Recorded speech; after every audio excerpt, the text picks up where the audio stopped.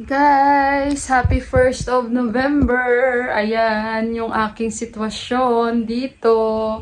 Hindi ako matapos-tapos. So, happy Wednesday sa ating lahat, guys. Nobyembre na.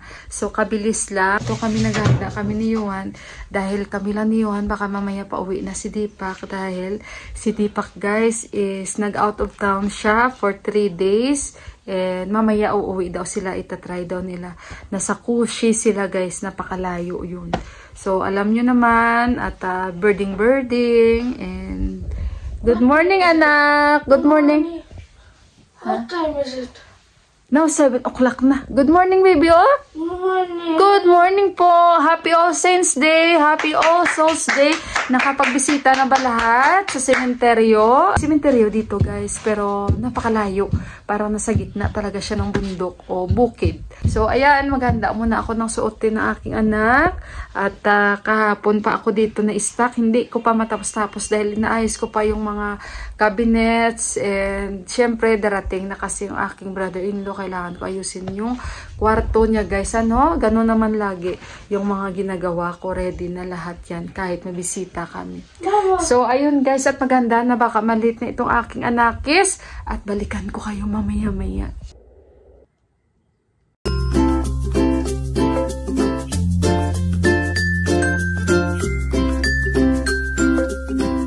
So, marami akong gustong lutuin. Magbabalinsya na ako. Dahil nga, syempre, undas. O, diba?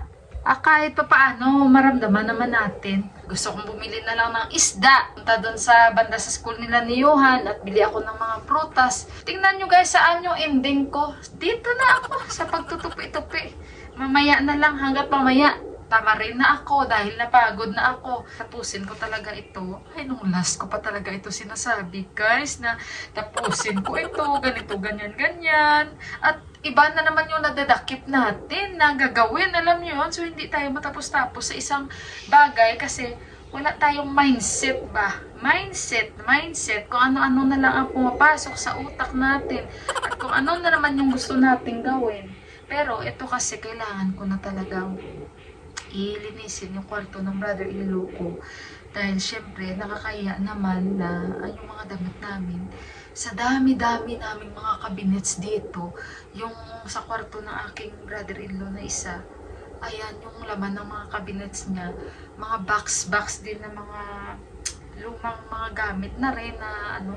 Kasi hindi ako ba guys na ayoko yung watak-watak na nilalagyan namin ng mga damit. Kahit alam ko marami ako malalagyan guys. Kasi ito na nga ang sinasabi ko. Ayoko yung madoble ang trabaho ko na pag dumating sila, ililipat ko na naman yung mga damit namin na nakalagay.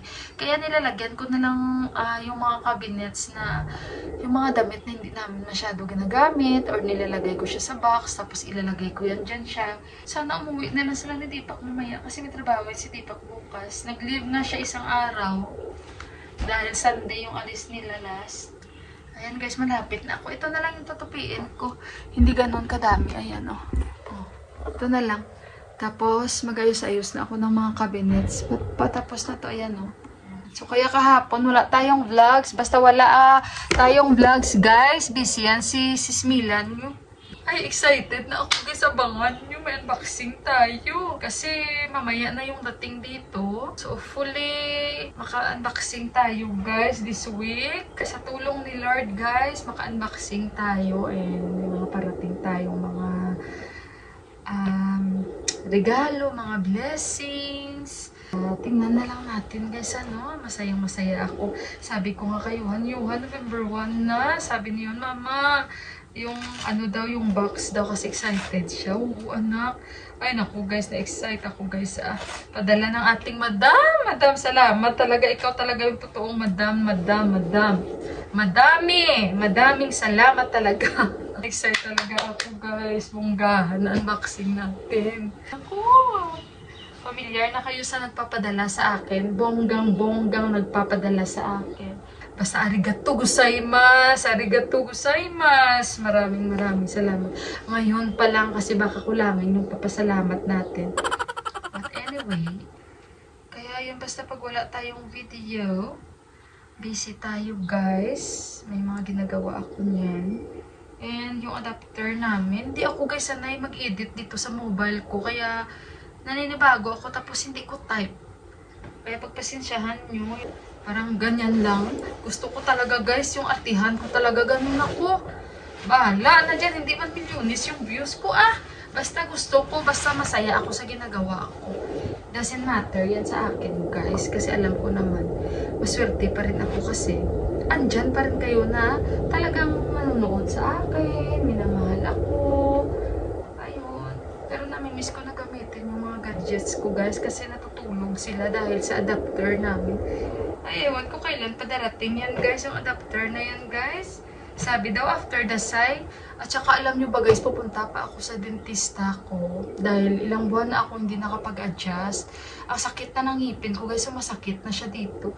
So kaya pupunta ako doon.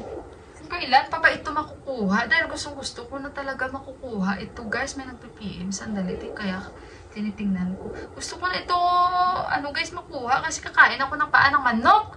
Ang hirap, kumagat sa paa ng manok. Kakain ulit tayo. Bahala na dyan. Sabi ko pa nga, hala, after ng opera ko, hindi na ako kakain ng mga ganito-ganito. Basta alam ko lang kung hanggang saan lang ang pwedeng makain. Yun, wala namang problema. Balance lang ba? Huwag abuso. Ay naku guys, nagchika-chika na naman ako sa inyo. Marami na naman ako chika sa inyo. Alam nyo ba guys, ito na naman yun after ng topic ko. I-segregate ko na naman yan. Damit ni Johan, damit ko, damit ni Deepak. Pero sa ngayon, wala na akong problema dahil si Johan, big boy na talaga siya. Pwede silang mag-share ng tatay niya ng damit. Hindi yan big deal sa amin, guys. Tsaka maraming damit si Deepak na hindi niya ginagamit kasi Johan ang gumagamit. Kaysa sa bili-bili, lalong-lalo na dito, mahal ang damit dito, guys. Tapos hindi man maganda ang quality. Kaya ako, bihira ako bumili dito. Bihira talaga ako bumili dito. Hindi ako pala bili ng damit guys Kaya wala man akong pakialam. Sabihin na paulit-ulit yung mga damit ko. At least, damit ko yan. Hindi ako nanghihiram, hindi ako trying hard na bumili, na para lang maipakita kahit wala ka ng budget. Ay ako ya guys, importante sa akin yung pagkain. Enjoy pa ako mag-grocery kaysa mamili ako sa mga material na bagay. Ang daming damit dyan Kaya ayan, okay na ako. Guys, nag-break muna ako dahil bumili ako ng persimmon. Hiniwa ko, seedless. Ang sarap. Isang piraso, 80 rupees. Ang mahal, 400 rupees, 1 kilo. Bumili ako pakwan. Kasi kanina pa ako kumain ng kanin, siguro mga alas 9. Tapos ngayon, hindi pa ako nakaramdam ng gutom.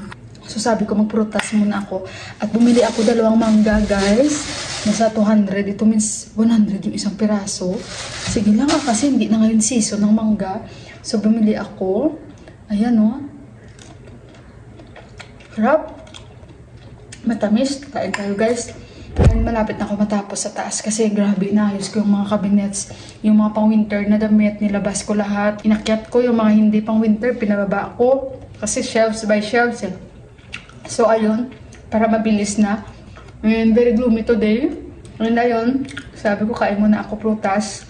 Tapos sa kanila na lang ni Juan at ni Deepak ng mga damit. Tapos na talaga ako nagtupi guys. Doon na lang ako, hindi pa ako tapos dito. Yung sa cabinet na lang ni Deepak. Minimix ko na yung mga damit nila ni Juan sa kanila na ito. And of course guys, yung sa akin tapos ko na. Pero marami pa talaga akong aayusin. Pakonti-konti. Tapos na yung sa akin. Tapos na talaga. Nalubat na yung guys. Tapos na yung cabinet ko. Yung sa kanila na lang. Nag-iipon ako guys ng mga damit na hindi na namin ginagamit. Yan, nilagay ko dyan sa box. Importante, at least natapos ko nang tupiin yung lahat guys. And mamayang gabi kahit yung mga panty na lang medyas, isegregate ko. Tsaka nakalimutan ko na sasabihin ko sa inyo. Ayan na, meron pa akong nasegregate dito. Bukas ko natutupiin. Hindi pa natapos, pero okay na kahit pa paano. Bukas talaga, na ito. Tapos na ito bukas. PN ko na yung aking vlog. Nakakapagod. At least natapos na pa. Lang ba? Slowly but surely. Huwag lang madaliin. And hinay-hinay lang.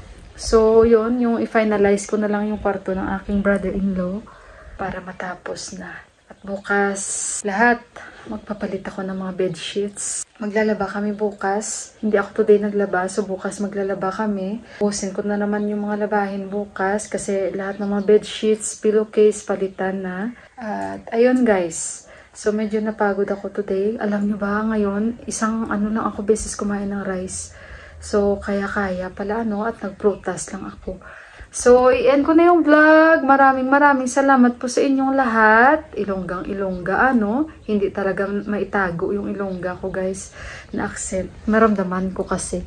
So, ayun. Maraming salamat sa inyong lahat. Ingat kayo. God bless us all. At nagutom na ako. Ayan. So, happy All Saints Day, guys. Ayun, guys. I love you all and God bless us all. Bye-bye!